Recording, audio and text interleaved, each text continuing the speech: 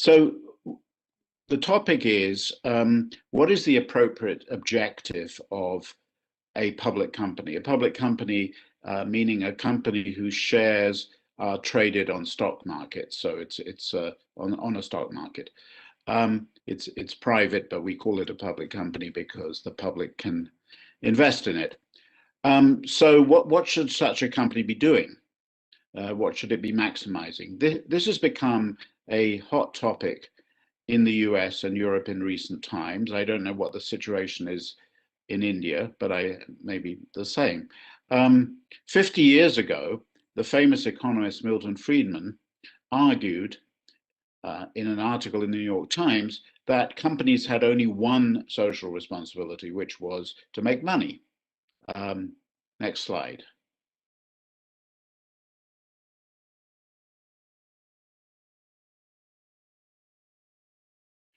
There he is, the great man, no longer with us, but there he was. Next slide.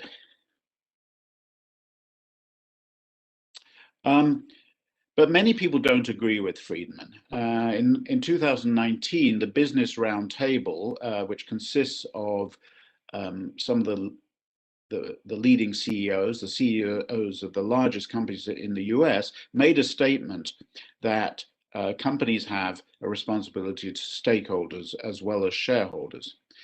Now, in the 2017 paper that I mentioned with Luigi Zingales, we took a middle ground position. We argued that Friedman was right to emphasize that most companies are set up to act on behalf of shareholders. They have the votes. After all, you can always set up your company in a different way. You know, when you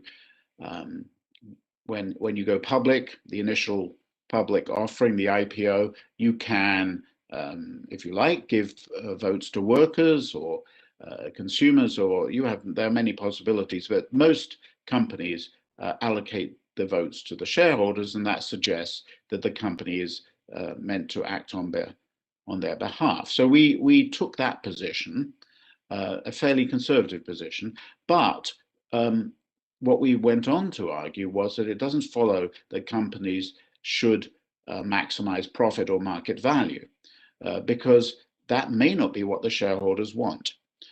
After all, shareholders are ordinary, regular people who have social goals as well as monetary goals. We, as individuals, we don't, in our private lives, we don't focus only on the bottom line. We care about other things. And our argument was, well, if people are like that in their personal lives, why wouldn't they want the companies they own to act similarly? Next slide, please.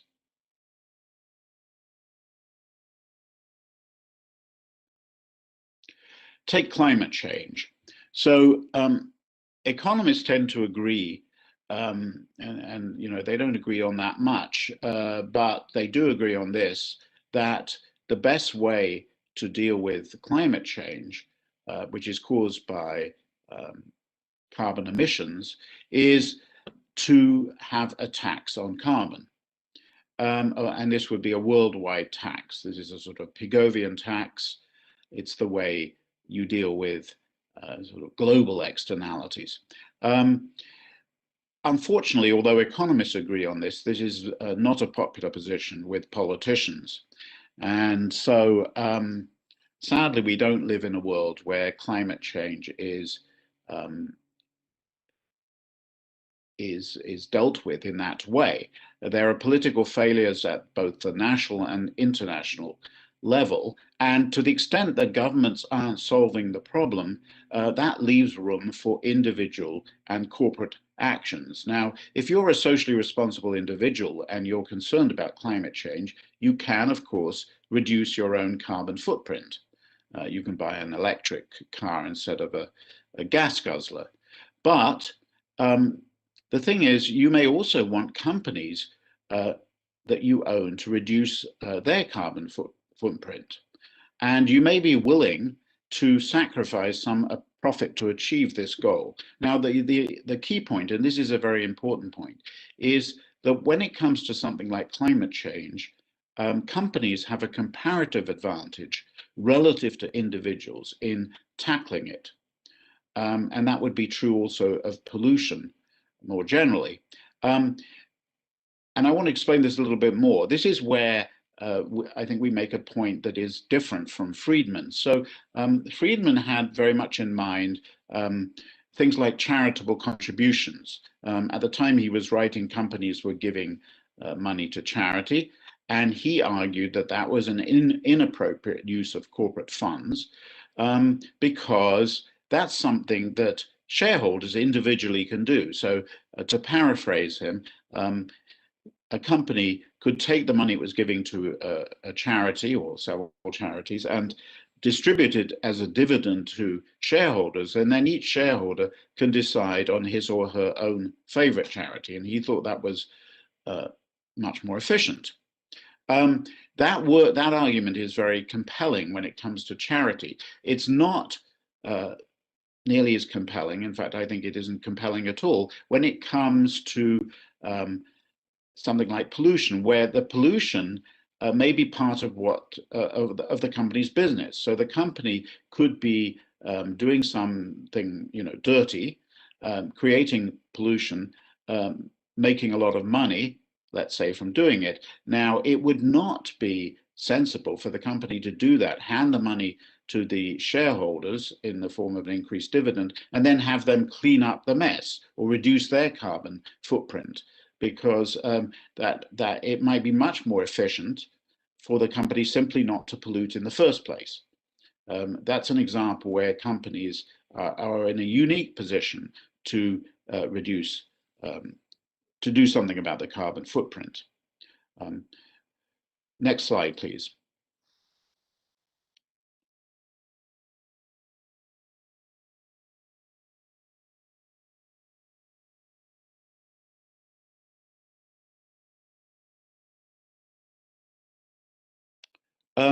Okay, so just to summarize so far then, the point is, if shareholders are socially responsible, because they're individuals who are, they may actually want their companies to be clean, and they may be willing to give up some profit to achieve that goal, because again, it's more efficient for the company to do it rather than for them to do it. I mean, maybe they should be doing it as well, but the company should be doing it as well. So now we come to, well, how can shareholders influence a company to become more environmentally friendly if that's what they want? In practice, there are two ways: exit or voice, hence the title of my talk.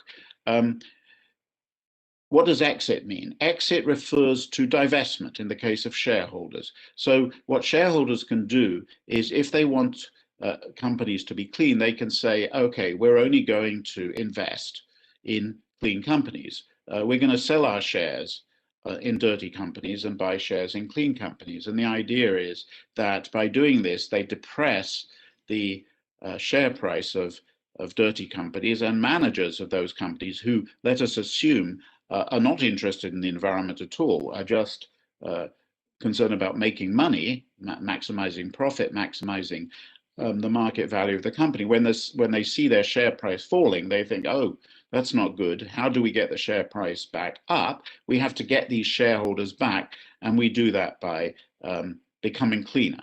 So that's one mechanism. And by the way, very importantly, consumers and workers can also pursue that mechanism, the exit strategy. Consumers can refuse to buy the product of dirty companies. Workers can refuse to work for dirty firms. Okay, so we call that exit. And I want to compare that with voice. So next slide, please.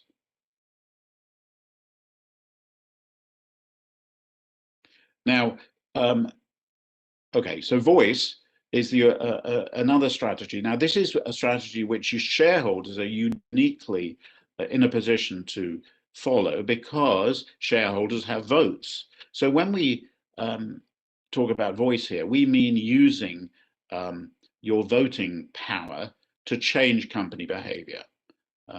And that's what we consider the choice between exit and voice in this working paper. And by the way, both these papers can be found on my website. Just Google Oliver Hart Harvard and you will get to these papers. Next slide, please. Okay, so I'm going to spend some time now on voice and say a bit less about exit, because voice, I think, is the more original part of what we're doing. Next slide.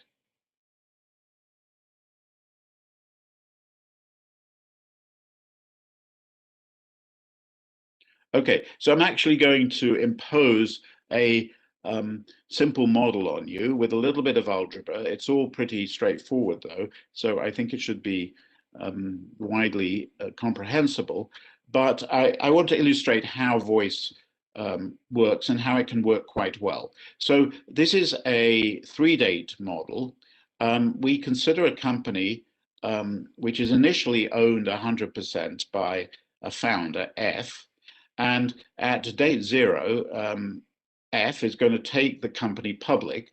So through an initial public offering, she's going to sell off her entire stake in the company to a large number of shareholders. She's just going to retire and get out of the scene, the picture. This is not very realistic. Founders don't usually completely get out, but it'll serve our purposes.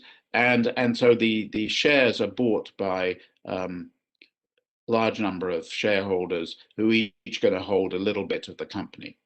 The company is expected to make a profit equal to 100 rupees at date 2, and I'm going to assume a 0 interest rate. So if we go back to date 0, so there are 3 dates, 0, 1, 2, the profit's coming out at date 2, but you discount that at a 0 rate of interest, and that's worth 100 at date 0. So that's going to be the market value of the company, the price of the shares in toto at date 0.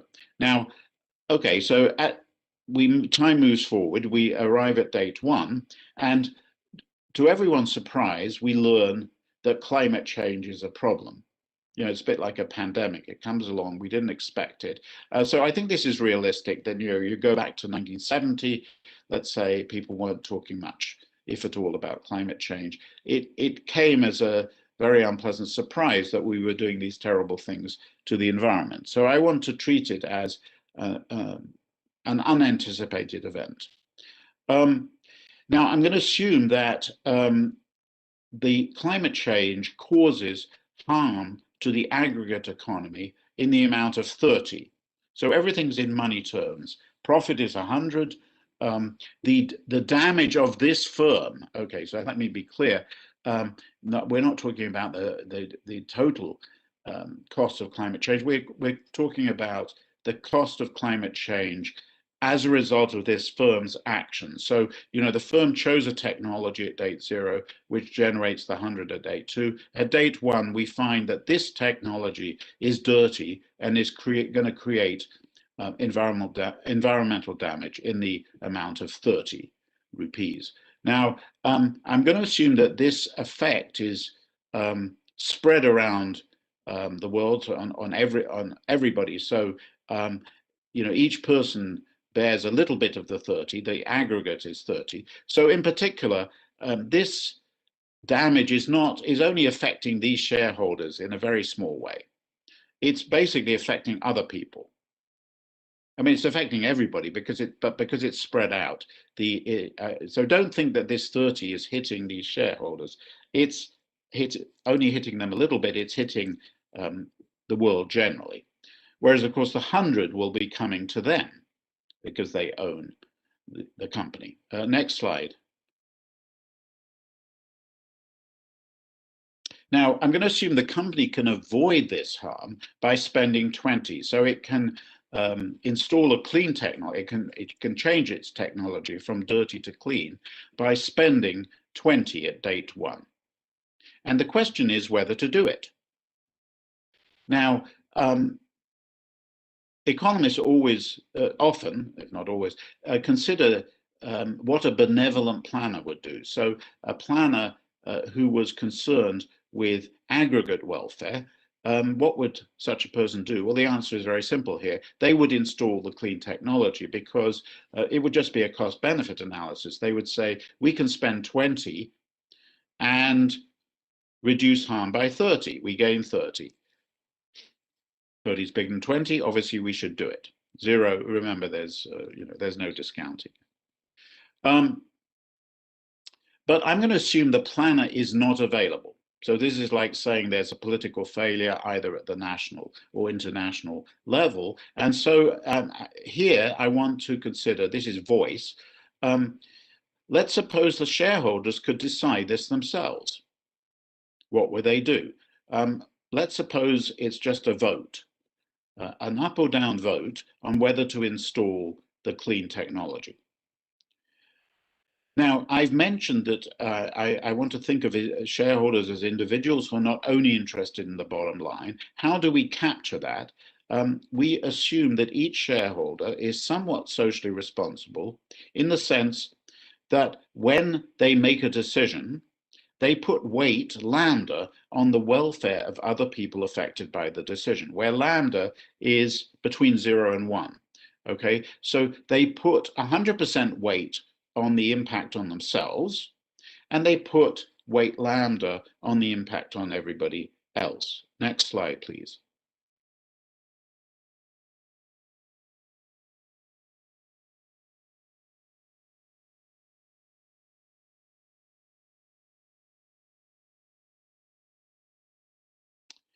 So each person has a lambda. We don't inquire as to where that comes from. It's just given. It's a characteristic. And, we can capture different degrees of altruism. So a lambda equals 0. That's a person who's purely selfish. They don't care about anybody else but themselves. A lambda equals 1 is an altruist, a pure altruist, in the sense that they put well, maybe that's maybe a pure altruist would be lambda equals infinity, but lambda, we only go up to lambda equals 1. Lambda equals 1 is someone who puts as much weight on everybody else as they put on themselves. So obviously, by picking a lambda between 0 and 1, we can capture different degrees of social responsibility. Now, just as an example of how this works, let's take something very topical. Wearing a mask. So imagine you are going somewhere where you're not legally required to wear a mask, but so it's discretionary. And let's suppose you don't like wearing a mask. It's a bit unpleasant. Your glasses fog up and so on. And so there's a cost to you of 10. But there's a benefit to everybody else of 50. So our person with a lambda, how will they make the decision? They will consider minus 10 plus 50 lambda. So they weight the benefit to everybody else by lambda, and they see whether the resulting expression is positive. And we see that minus 10 plus 50 lambda is positive if and only if lambda is bigger than a fifth. So anybody whose lambda is bigger than a fifth will wear a mask, and anybody whose lambda is less than a fifth will not. That's how things work in this model, and you'll see it applied to this vote in just a minute. Next slide, please.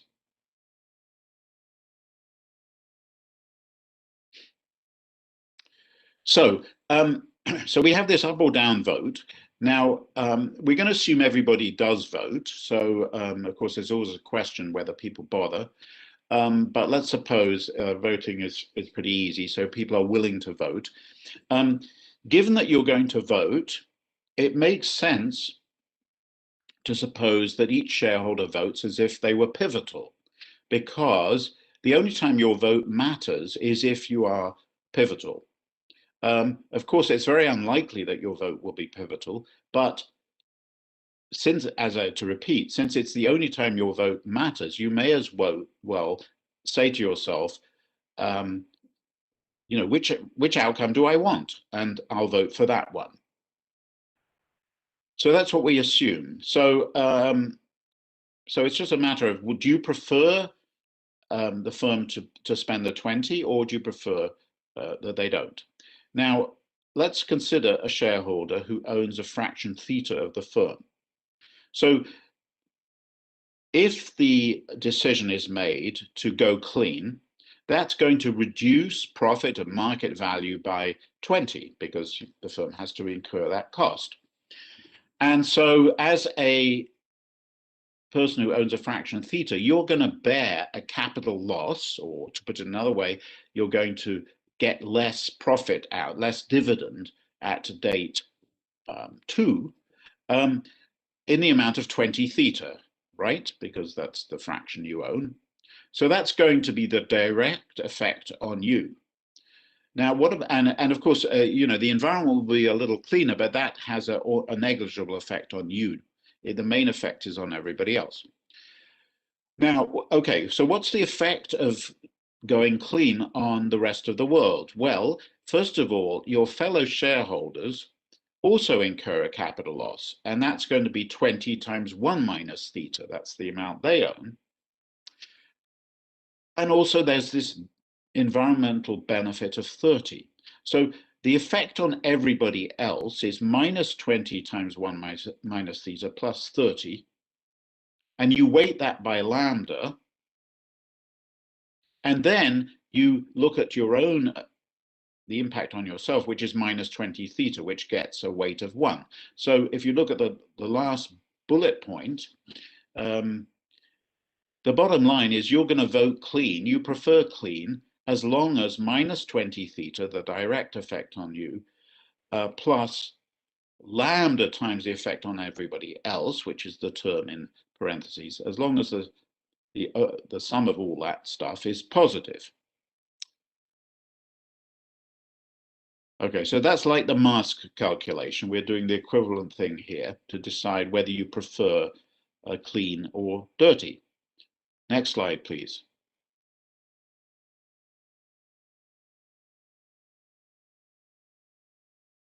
Right, so I've written it down again. That's the first bullet point is exactly the same as before. And if you just rearrange that, you will see that you're going to vote clean as long as lambda is bigger than 20 theta over 10 plus 20 theta.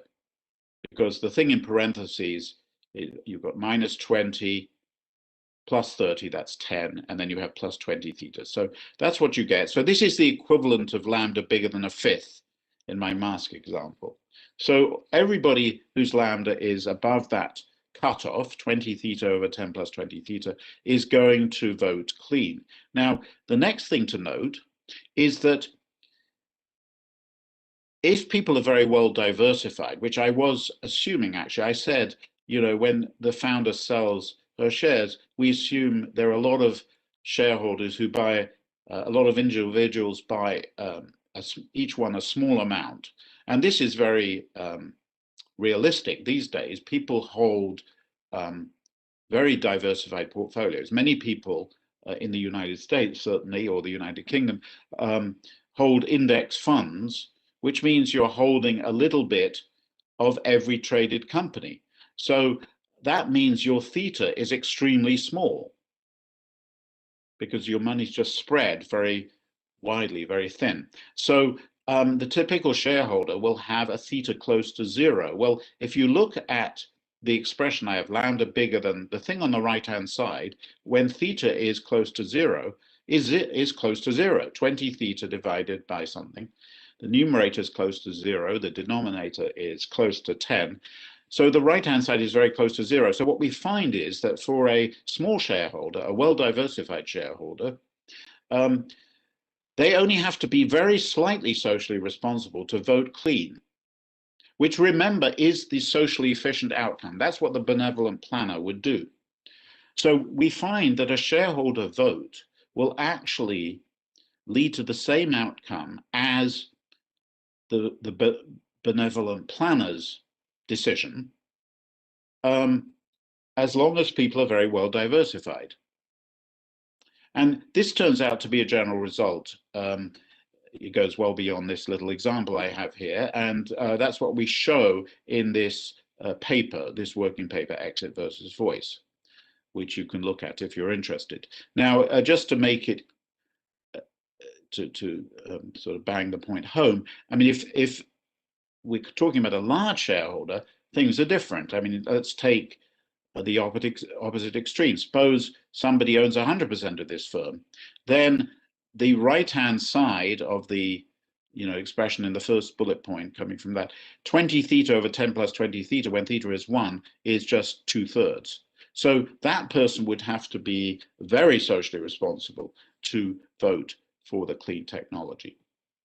Okay, next slide, please.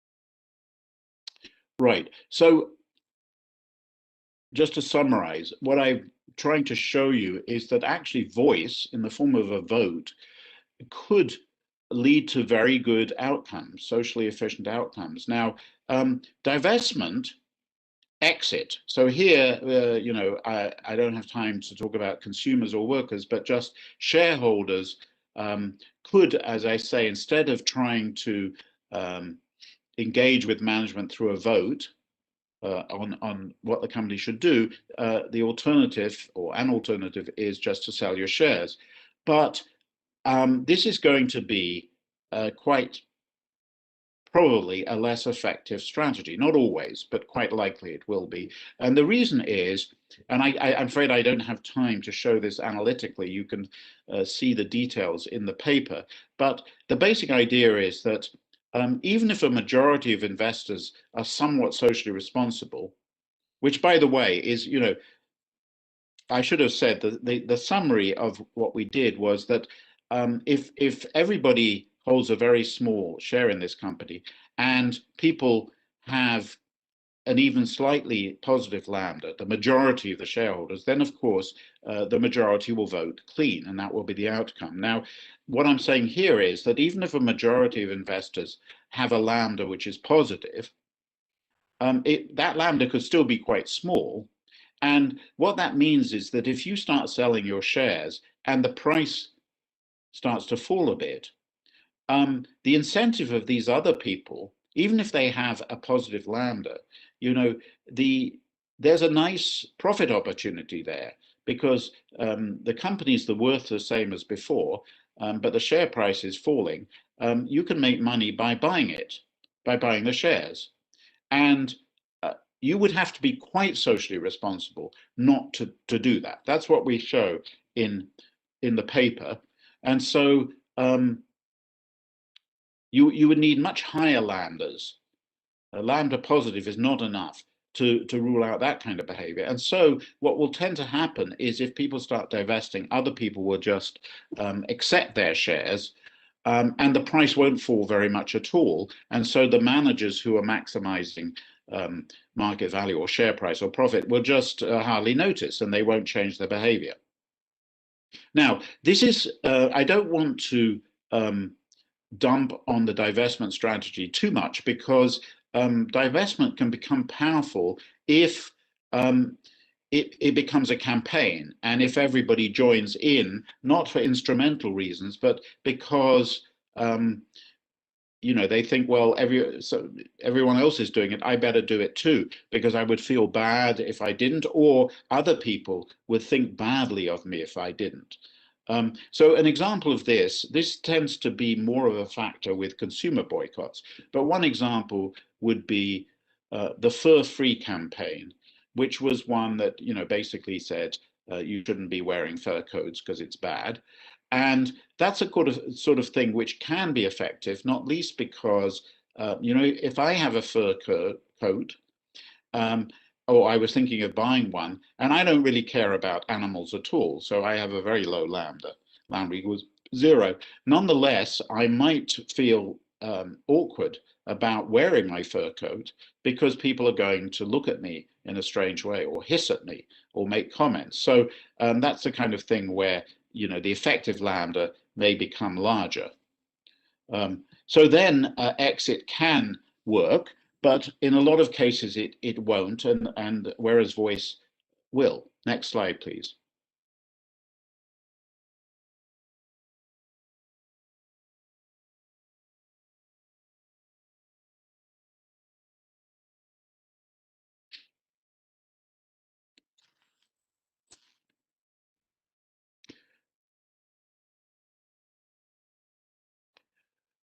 Okay, so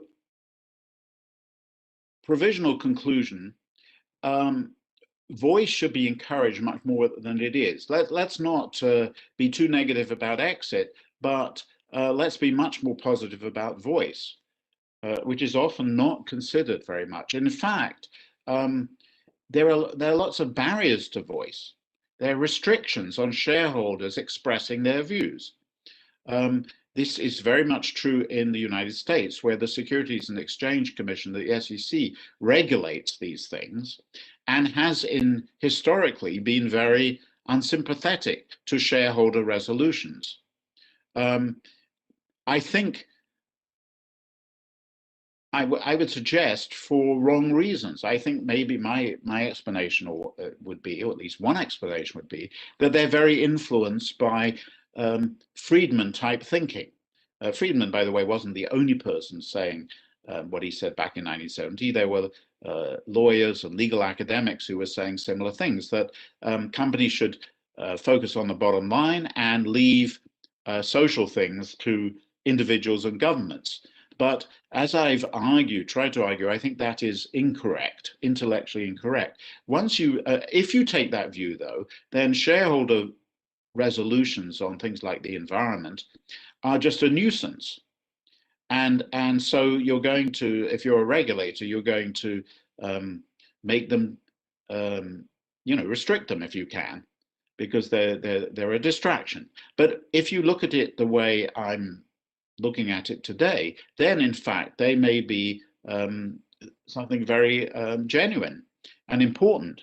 And so you might want to take a very different view and say, this is absolutely important for shareholders to be able to express these views, and managers should be listening to them.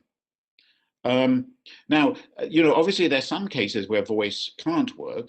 If a company's majority is owned by somebody like Facebook, where Mark Zuckerberg has, he doesn't have a majority of the shares, but he has a majority of the votes. And so it doesn't matter what the other shareholders can express their views, but he can always ignore them. And then there are companies that are private, where, obviously, this is not going to work. But in other cases, it could work. And I would suggest that it would be great for restrictions on voting on voice should be gotten rid of. If you look at it this way, companies should, just repeating this, companies should be listening to their owners and consulting them, actually trying to learn how much profit they're willing to sacrifice for ESG goals. ESG means environmental, social governance. These are sort of social things. The same is true for asset managers. They should consult their investors so this is a big issue, actually. Asset managers, pension fund trustees often have to decide what companies to invest in, but also how to vote, because there are shareholder resolutions that come up, and they are asked to vote on behalf of their investors. And traditionally, the idea has been, well, they have a fiduciary duty, a duty of loyalty, to maximize monetary return for their investors.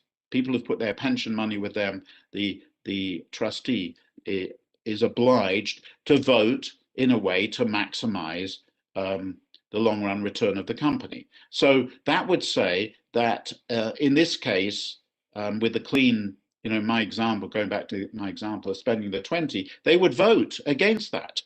And they would say, it's my duty to do it because this is going to cut into the profits of the company.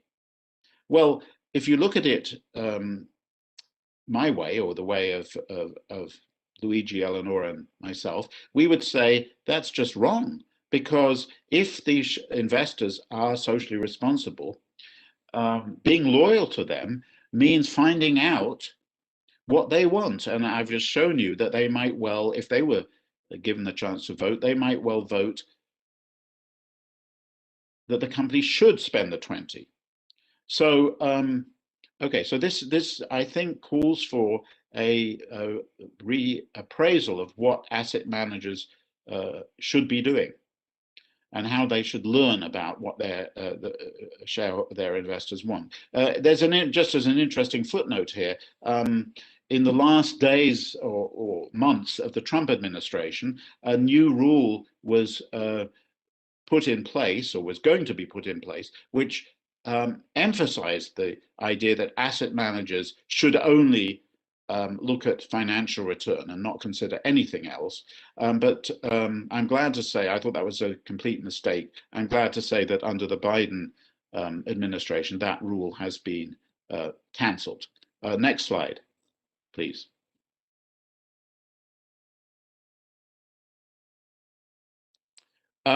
So implications, and I'm about to finish, so let me just wrap up. But activists should perhaps rethink their strategies. So students, just to take an example, students at many universities, certainly at Harvard, also in the UK. I don't know what the situation is in India, whether universities have their endowment invested in things, or whether many of them don't have an endowment. But I know there are some private universities, so maybe this is an issue there. So students at Harvard have urged Harvard to divest from dirty companies. But I think this may be a mistaken strategy. I think it might be better to say, no, stay with the dirty companies, but make them cleaner. Exercise your voice. Put pressure on management to oil companies, Exxon and that, companies like that, to actually become cleaner. Next slide, please.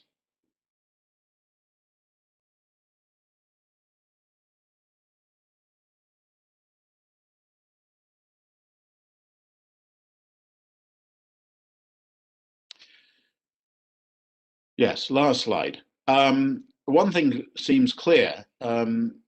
However you think about this, I think what is true is that a lot of people no longer agree with what Milton Friedman said 50 years ago, that corporations had only one social responsibility: to make money for their owners. So let me end on that note. Thank you very much.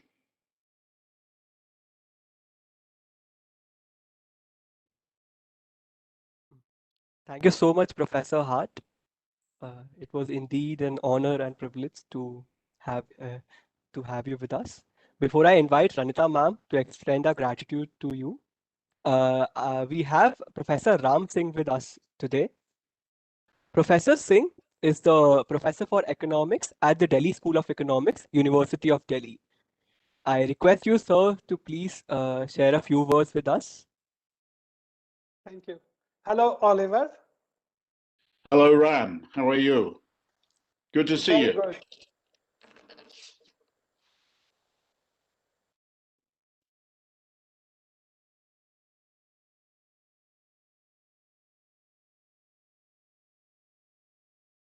Exciting. You froze a bit. I didn't hear the first words. Oh dear. Professor, we lost you a bit.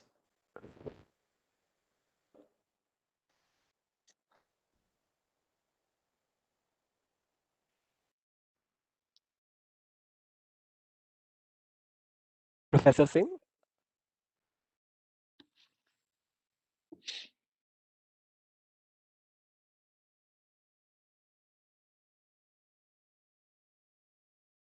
Seems there's some internet issue at his end.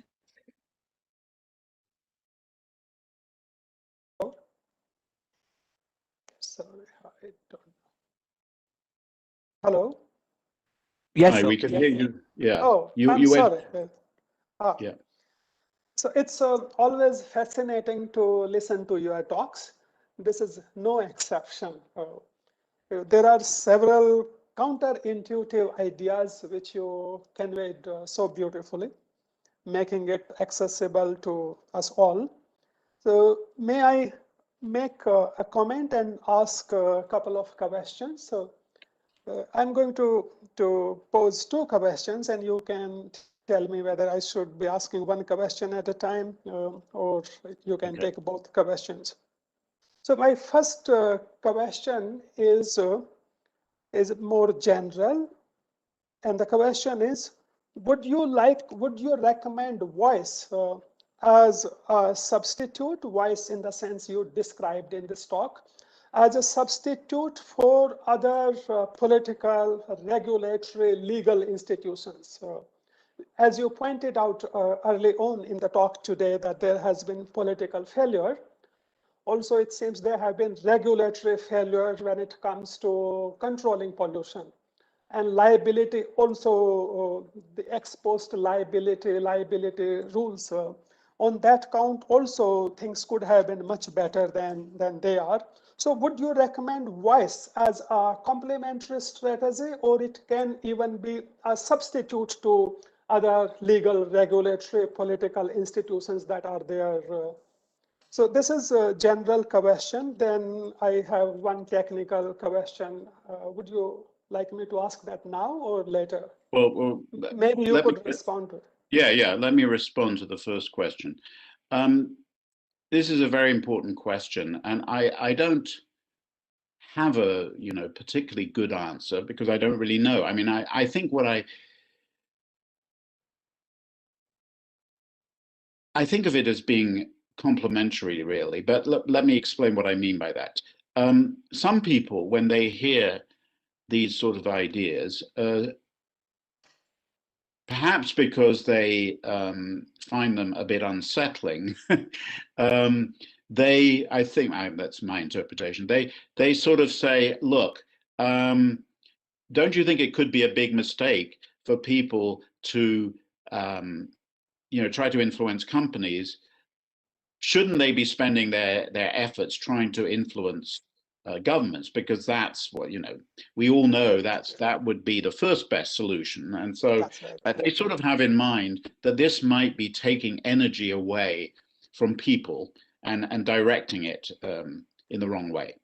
And I'm pretty skeptical about that, because I think that you should be pushing everywhere you can push. I think, of course, I certainly wouldn't say to somebody, just focus on companies and forget about politics. No, I mean, I think there's room for both, because I think we just want to push on each margin, just as we as individuals feel that we should do something about the environment, or we act, we try to cure social ills ourselves a bit, right? We all do that. And I don't think anybody would say, oh, don't bother with that. You should spend all your time, any money you do on that, you should devote to trying to get the right person elected. No, we do both.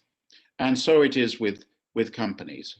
I think this is an area where people have just been blind for years. I myself would have said a few years back, oh, companies should make money and leave it to everybody else to do these things. But I just don't think that's right anymore. So I think we should push on each margin. Okay, thank you. So let me now ask a technical question. Yeah. So what is really counterintuitive about the result and the framework is that, intuitively speaking, one would expect that, a publicly held company with widely spread ownership, the shareholders will feel that, my vote will count for very little, and it's the chances of its being pivotal are negligible, and therefore why to bother? The standard, moral hazard or tragedy, or free rider. Standard, yes, free riding problem. Those arguments will kick in. But on the contrary, so what you have argued is that if a company ownership is widely held as opposed to it's being consolidated in few hands, so this voice is more likely to succeed. And I think the central assumption here is that every voter votes as if he or she is going to be pivotal. This is, I think it's a little strong assumption, and it's central to the results, it seems to me. I don't know if you have enough behavioral or anecdotal or real world instances to defend this assumption. This also plays out on other front in the model, which is towards the end of your talk, you said that fund managers, CEOs should try to find out what their shareholders want. So in other words, you are saying that it's the agent who should try to find out what his principal wants. But our traditional way of looking at things is that it's the principal that has to convey to the agent that this is what we want, and still there is a problem of moral hazards. So it's the model seems to be ambitious on these two counts. Would you agree? Well, again, those are very good questions. Let me, first of all, on the first one, it's certainly true that the way I've presented it, you could say, surely most of these shareholders won't vote at all. They won't bother. Let me come back to that in a moment. But, well, maybe that's important. But if you're going to vote, why wouldn't you vote as if you're pivotal? I mean, it seems to me it makes sense that, I mean, it's the only time if you're going to vote at all, you should be thinking, what do I think it's reasonable to think which outcome do I want, and that's the one I'll vote for. That's right. And so I don't find that a bad assumption. But going to vote, going to deciding to vote, acting on decision to vote, that I don't know if everybody would want to. So Sorry. if you go to a polling booth, then you want to vote for the best candidate, everything considered. But why to go to vote when you are very unlikely to be pivotal? Right. Well,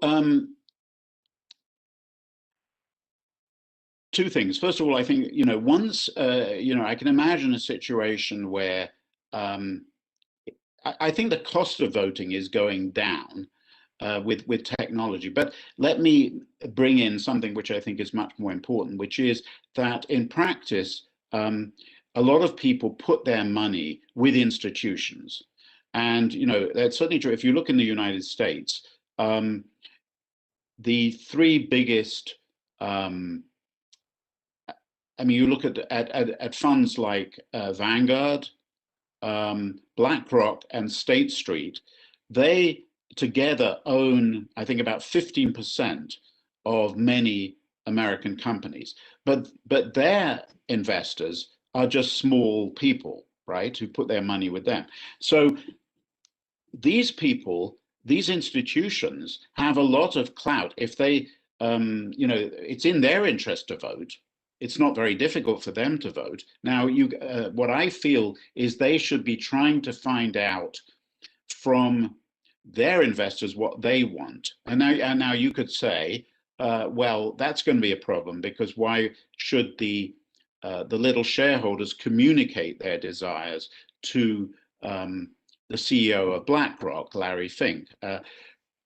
But even there, what I can imagine in the future, one way around that problem is to have institutional investors actually advertising voting positions they're going to take, or their attitude to various ESG things. So that rather than me having to convey my preferences, the way I'm going to do it is by choosing which institution to put my money with. So, if Vanguard turns out to be more to my taste in terms of their attitudes to ESG, I'll just put my money with them, and then I'll forget about it.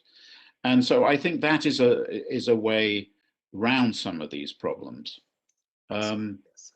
But I think it requires a change in attitude, because right now, one of the interesting things is that the CEO of BlackRock, Larry Fink, is one of the people who has at various times said that ESG stuff is really important, and he's going to vote taking that into account. But what he's never done, as far as I know, is to say, but it shouldn't be my preferences that matter. It should be the preferences of my investors. He's never bothered to try to find out what those are. So I think we're you know, there's still a lot of work to be done on this.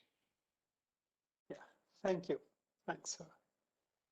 Was there another? I think that covers. Does that mainly cover the second? Yes, okay. it does. It does. Yes.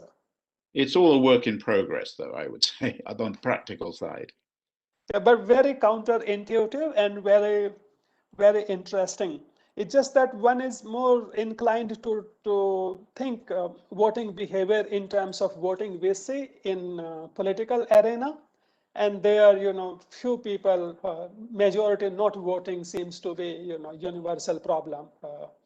But I agree with you that voting cost, in the context you are discussing, the cost of voting is coming down, and these ideas, these mechanisms. I think people may be more interested in voting. So, you know, I own shares in a few companies directly, and I get these things in the mail saying you can vote on stuff, and I've always just thrown them out. These days, I look at them and I see that I'm being asked to vote on directors. Well, I have no idea about that, so I just go, and there's never a contest. But then I see that there are shareholder resolutions on the environment, which management always opposes. So I always vote, I just vote for them. I go against management on those. And it's very easy to do, actually. It gives me a little bit of satisfaction. Yes, yeah. Yes, thank you, Oliver. Dr. Nagar, you may come in now. Thank you, Professor Ram Singh, for, as usual, taking the discussion to the next level. I'm very, very happy, Professor Hart, to say that Professor Ulan is with us.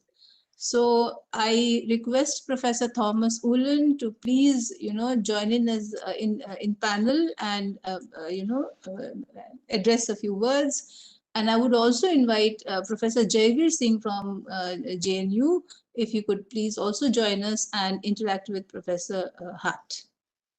Professor Ulan and Professor Jaivir, sir, please. Hi, Renita. Thank you. I will ask Professor Ulan to interact first, and then Professor Jaivir, sir, please. Thank you, Renita. Oliver, I just want to congratulate you on some marvelous scholarship. I am so pleased to see that you're willing to confess that your previous views were, on further reflection, ones you were prepared to leave behind.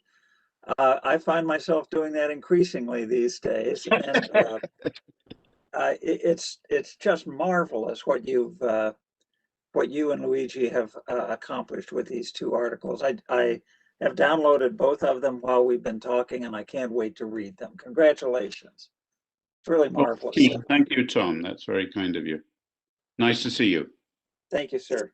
Feel the same way. Thank you, Professor Ulan. Jaivir, sir, can we request you? Hello, can you hear and see me? Yes. Yes, yes. No, that was, I looked up the paper, in fact, the other day, and I think it's extremely exciting work. I had done some work with a sociologist recently on this, and quoted Milton Friedman and talked about this. And you know, you can see that in a certain sense, the counter, if you like, to the whole idea of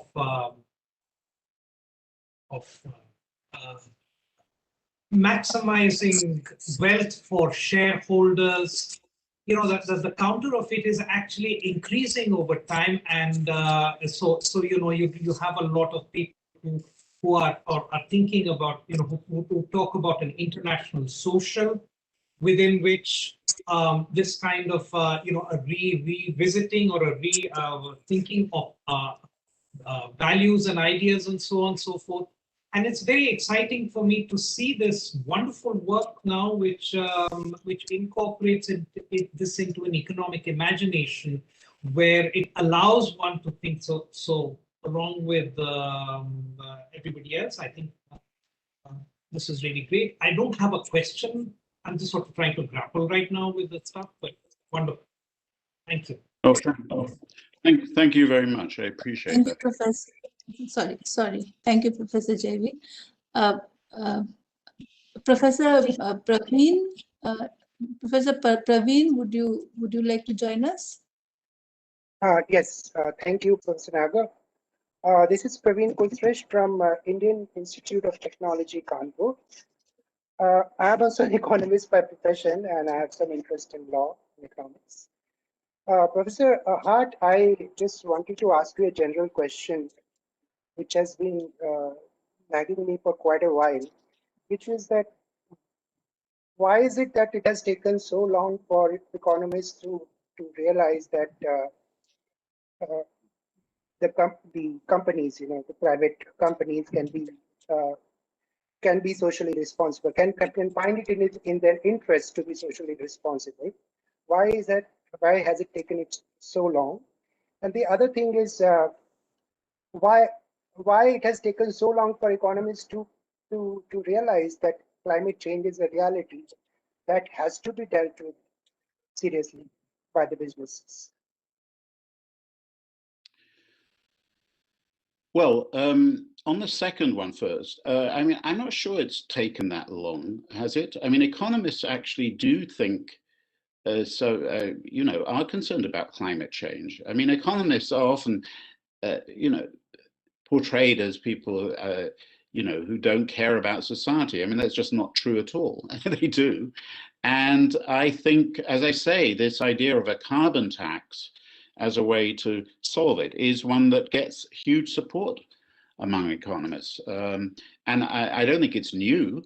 I'm not sure, I don't think economists as a profession have been slower than other groups. Now, on your first question, I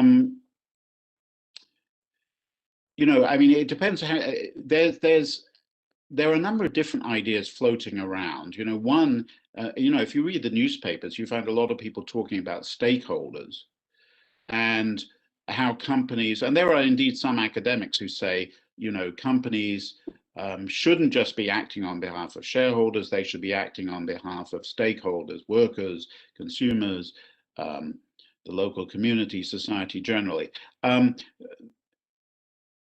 As I've sort of said in my work with co-authors, we have not followed that. We've said, let's stick to the idea that companies should act on behalf of shareholders, but let's recognize that shareholders have broader goals than just money. Now, I should say we're not the first, and we say this particularly in the 2017 paper. There's a very nice, a significant paper by Ina Elhaug at Harvard Law School, which makes a similar point, and that was in, I think 2005. I think his paper is a bit less clear than ours. So, I mean, although he had the basic idea, I don't think he pushed it quite as much as we do, or said it quite as clearly. So I don't think it really caught on. So, I mean, if you're asking why did it take so long for people to not think in Friedman terms about charitable contributions, where I think you can say, look, there's obviously a separation. Charity is nothing to do with what the firm's business. It's a sort of side show, and why should the firm be doing it rather than somebody else? In this case, individuals can give to charity. The idea that there are other things where what the harm the firm is creating is inseparable from its ordinary business, and that's where shareholders may actually say, we want you to stop doing the harm, and we'll give up some money for that because we care about society. And shifting to that way of thinking, I mean, I can only speak about myself. Somehow I wasn't thinking that way. I sort of bought the Friedman idea. And it was, by the way, extremely convenient for anyone who's doing corporate finance. If you look at the corporate finance community, over the last 45 years or something, they have been focused on the principal agent problem. This actually comes back to something Ram was asking me. At some point, people decided, look, shareholders want profit or market value maximization, but managers may have different goals. And so the question is, how do we align the goals of managers with those of shareholders? And we can do it by putting them on incentive schemes. We can do it perhaps through capital structure. And the last 45 years of corporate finance scholarship has all been about that. And now my co-authors and I come along, and with El Haug having said it before us, and say, you know what, it's perhaps. By the way, people throughout this process, they knew there's a literature saying that shareholders care about other things, an old literature, but it was more about for example, it could be, wouldn't shareholders perhaps of General Motors, maybe they buy cars, and so they might want a low price of cars. So, people wrote articles saying it's not obvious that shareholders just want profit maximization, because if they're consumers as well, they might want low prices. And so, but somehow that seemed like a very sort of second order effect. I think once you think about it in terms of the environment, it suddenly becomes a first order effect. And then when you tell the corporate finance people that they have to change their way of thinking and not just focus on the principal agent problem, but start asking what shareholders want, it's very uncomfortable for them. And so they push back. So, I mean, my answer to your question was Friedman's view was very convenient, because it said companies just focus on money, and then academics just focus on how to solve the principal agent problem, and then governments sort out the social stuff. It was a wonderful segmentation. And once you realize that it's wrong, that segmentation, then the world becomes much messier, and people don't like that. So I think they didn't want to go in that direction. Okay, long answer. Don't know whether it's a very good answer, but. Well, thank you for getting to the heart of my question and trying to answer it. And I also am really amazed by your capacity for such lucid modeling. The only time I have seen such kind of modeling is when I've seen Professor Tirol present. It is very similar to his. The level of lucidity is so high that it comes across. Well, thank you. So we are very fortunate. Thank you very much. Thank you, Praveen sir. Professor Hart, second last question, that's a promise, and one more after that. This is Dr. Hitesh Thakur from Gujarat National Law University, my own team member in the university and at the force behind law and economics. Good morning, sir. And it was indeed a very learning experience of attending this session. But sir, I want to go in 2016, and I think we and Madam were talking on the incomplete contract. And as a student of economics, going through that incomplete contract, the questions comes in my mind, sir, how you got that notion of the incomplete contract, sir. So if you can tell us something, I think that will be a great, sir, because we were thinking that we will ask to Professor Ram Singh, but now, sir, you are here. So if you can at least if you can throw the light on how you reached to that conclusion in that the legend work, sir, if you can do this, sir. Okay, sure. Well, first of all, yeah, I mean, incomplete contracts is an old idea. I mean, lawyers are very familiar with the fact that contracts are incomplete, and indeed, before I started working on that, there were, I would say Coase and Williamson were also, and Clyde Crawford and Alchin. I mean, there were people before, but the way I got into it is it was with Sanford Grossman.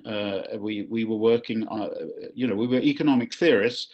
This was back in I described this in my Nobel lecture, actually. In 1983, I was sitting in his office at the University of Chicago, and we were, thinking, what should we work on? Because we'd worked quite a bit together. But we thought an interesting question was the boundaries of the firm. Why would it make sense for one firm to contract with another firm for an input versus, when would that be good versus acquiring the other firm and doing it in-house? So the question of outsourcing versus doing things inside your own organization. So this was, we knew there was a literature on this, but we didn't know the details. And we knew that for sure that the literature was somewhat informal. It wasn't formalized. You look at Coase's article, or actually within any of the literature, there are no models, and as economic theorists, we like models. So we were just trying to formalize the make or buy decision. And we spent, we tried different ways. And at some point, we realized that it had to do with contracts being incomplete. So, if you write if firm A writes a contract with firm B for some input it needs, and we're talking about some long-term arrangement, then any contract they write will have gaps.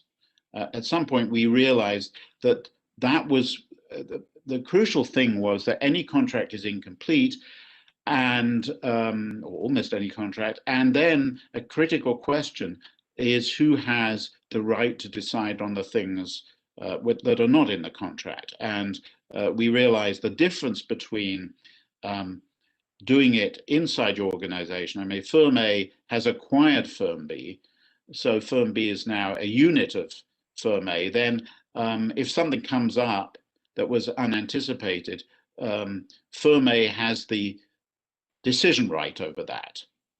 Whereas if they're two separate organizations, firm B would have some of the decision rights about how to deal with this unanticipated eventuality. So the point is, it was an iterative process, but at some point we realized, or we decided that the difference between the two arrangements was who has the residual decision rights or the residual control rights. And that's all to do with the fact that the initial contract leaves some discretion, so it's incomplete.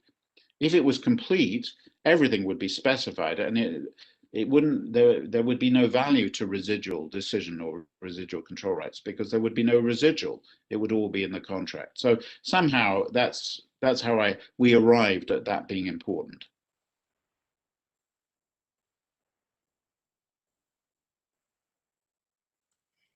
Thank you, sir. Professor Hart, last question.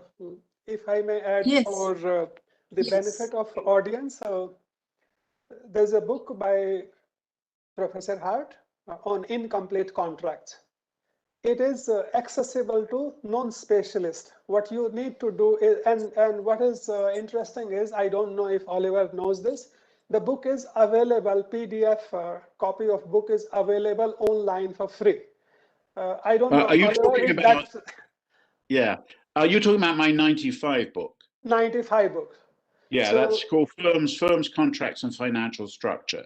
That's and Hitesh and others, if you read just first two chapters, introduction and chapter 2, that will actually tell you a lot about incomplete contracts, and so it's really worth reading. So for ambitious readers can read more. And book is available free. I don't know, Oliver, if that cuts into your royalty you get. You are not getting much of it from India, certainly. I can tell you that. I'm absolutely sure it's violating something, but I was aware of it, dimly aware of it. I've seen the sales of the book decrease dramatically over time. Maybe that's the reason. Yeah, students of mine shared its PDF with me. No, I didn't pirate it, but it's all right. That's I was life. granted access to it. Yes. Yes. I'm more But interested in first the two ideas. chapters are really, even for lawyers or non-economists, for everybody actually. First two chapters will educate you a lot about foundations of incomplete contracts and incomplete contractual framework.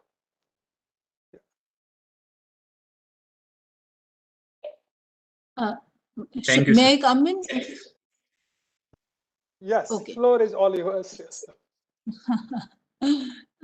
Professor Hart, I was wanting to ask the outcomes that you discussed with regard to the efficiency of voice over exit.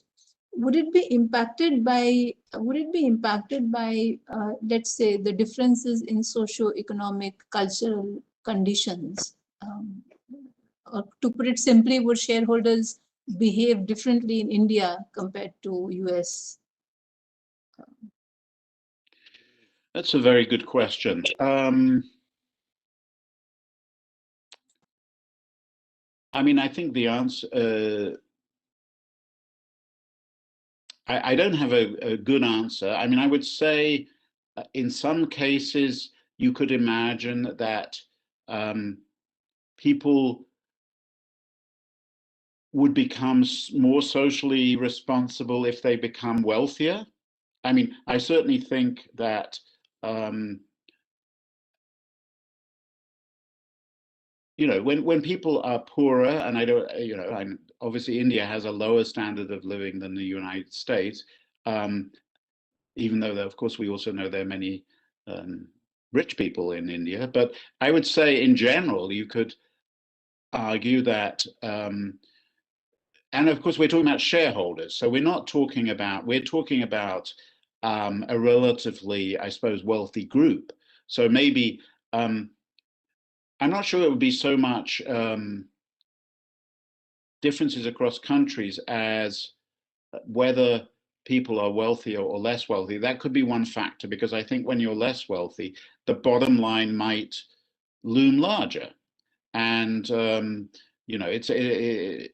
this would be the argument that somehow social things are a bit of a normal good, to use economic language.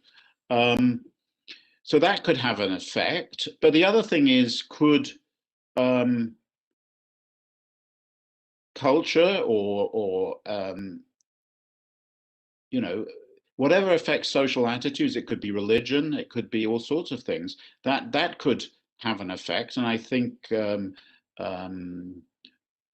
maybe if in India people are more religious, say, that might actually increase their landers. So I think it's a fascinating question. I think people have done work on, not on this, of course, but on things like the ultimatum game. The ultimatum game, where we have to share some money, and there's been work on that across all sorts of groups. And I'm not up on the maybe Ram knows, what are the cross-country. I think there are some cross-country differences, but I don't quite know what they are. Do you? How people play do people play the ultimatum game the same way in India? No, they play differently. So what I remember from that literature is that more heterogeneous a society is, the offers are less equitable. So that would imply, for a country like India, lambda might be low, unfortunately, on that count. But is that heterogeneity of religion? Of social groups, grouping. Or yeah, I see, social groups. Well, of course, the United States is quite heterogeneous. That's right. Yes. So I think United States and India compete on that count. But for some regions, the outcome behavior of Americans in those experimental settings is more altruistic. In this context, lambda will be higher compared to. So it would be higher in Sweden then? Yes. or Denmark Yes, or something. extrapolating that argument. Yes, I see. that's right. So that, yes, so that maybe that's the answer. But we need further work on that. Right. Yes. Yes. Thank you, Professor. So I take it upon myself because it is 7:51, Professor Oliver Hart, and your time is extremely precious. So I take it upon myself to conclude with a vote of thanks.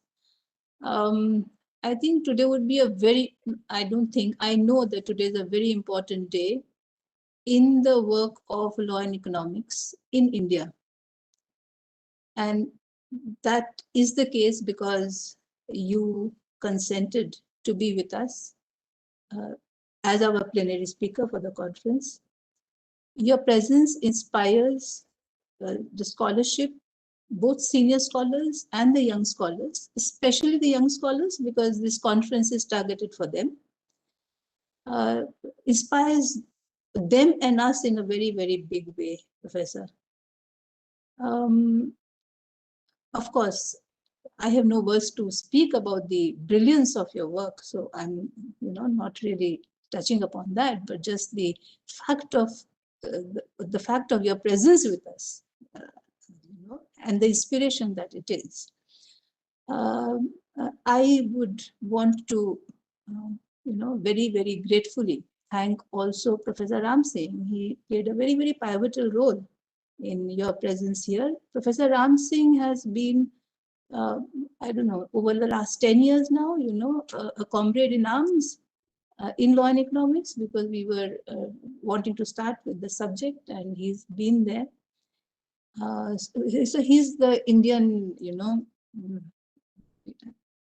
pretty much, one of the very, very advanced scholars of law and economics by any measure.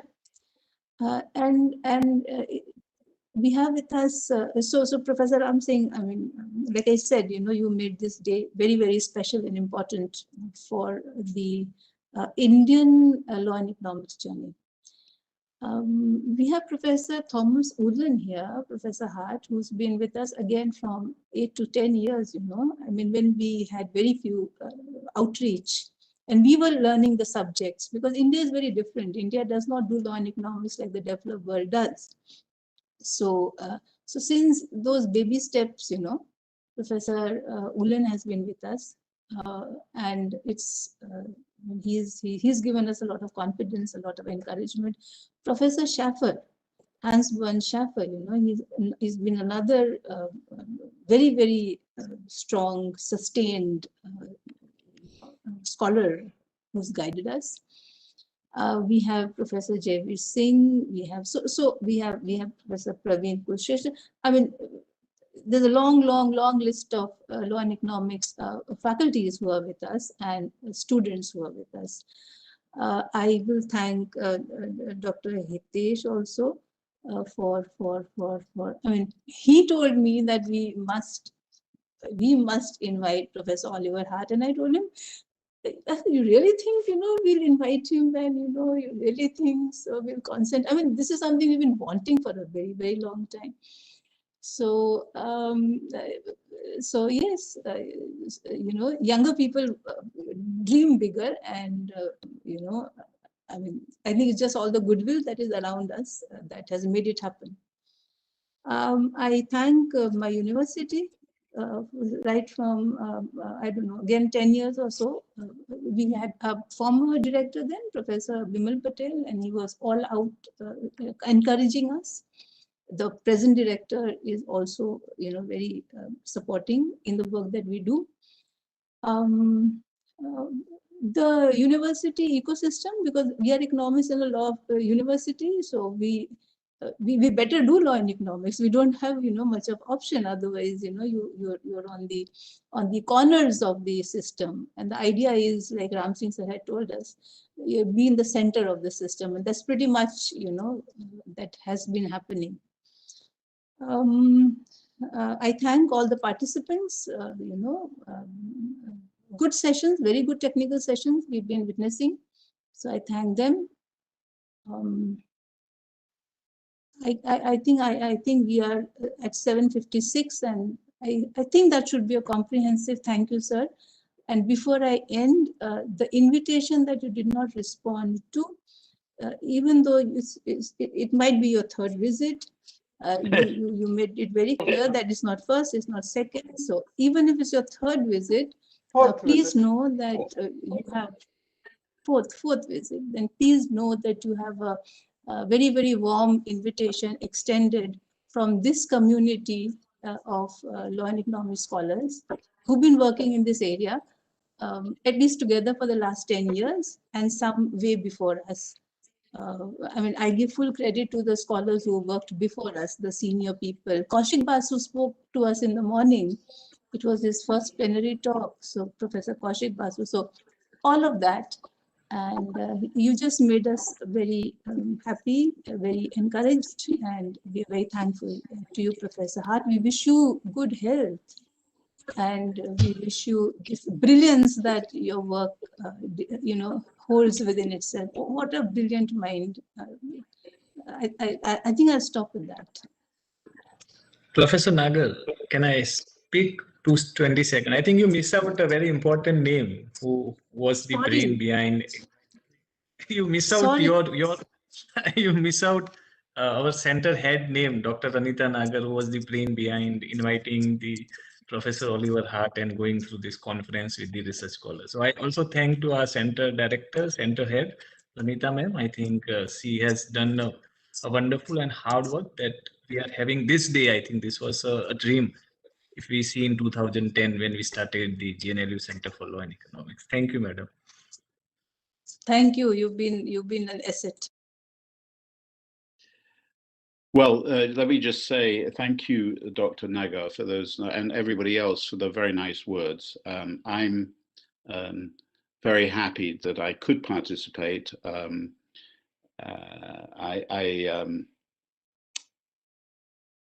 I like, law and economics is very important. It's been very important for me because I've learned a huge amount from lawyers, actually, and that's made from legal academics, that's made my work much better in economics. Over the last, if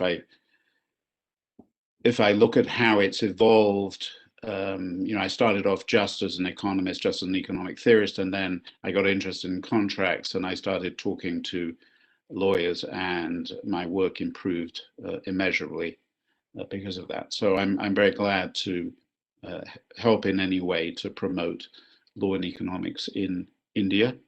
And I've always, on my 3 visits so far, I've had a wonderful time, particularly on the last one, because I had more time. I spent more time. But actually the previous one, when I visited RAM, that was also very nice. And I very much look forward to coming back. So thank you very much. That's simply thank you, great Professor. to hear. Best wishes for your safety and well-being. Yours. Have Thank a very you. good day, Oliver.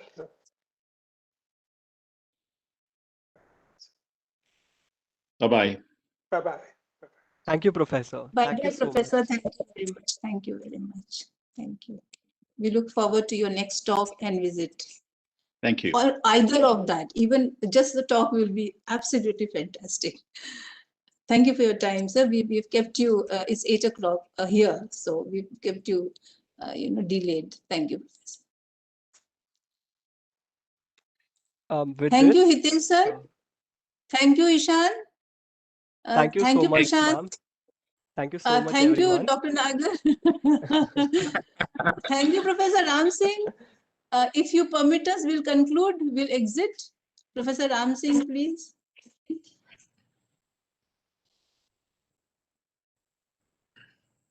Maybe Yes, internet please throw problem. me out. Yes. Oh, we dare not. We dare not. Thank you, Professor Ram Singh. It's really been a very, very special day today. Thank you. Thank you, Professor Nagar.